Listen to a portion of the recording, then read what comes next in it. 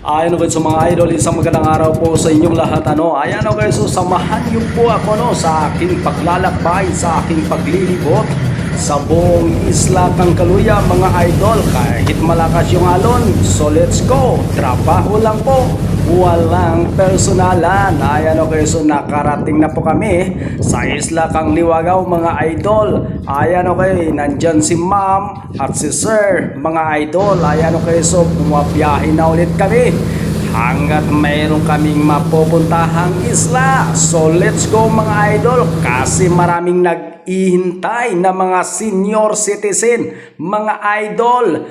Ayan, so let's go. Nandyan po kami sa isla Kang Panagatan mga idol. Ayan, napakaganda ang dagat mga idol.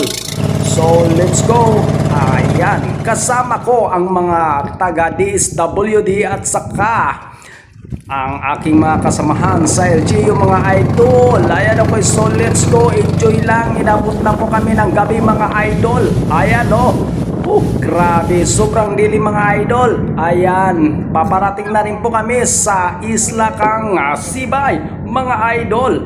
Ayan, so let's go. Ay, nahulog si ma'am mga idol. Ayan, inaayos, tinitingnan ni ma'am kung okay pa po yung cellphone niya mga idol. Hindi po namin inaasahan mga idol na mahulog siya dahil patalon po yung pagbaba niya, nadulas po siya sa may kawayan mga idol.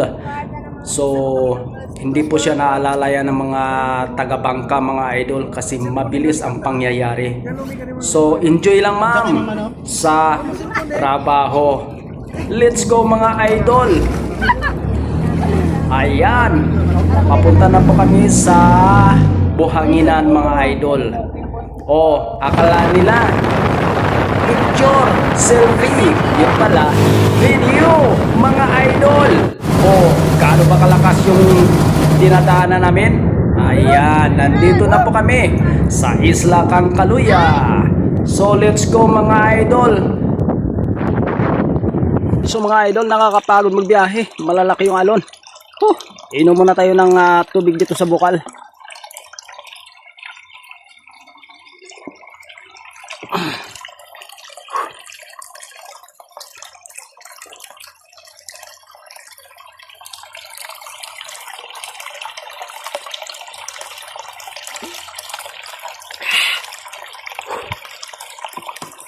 Solve.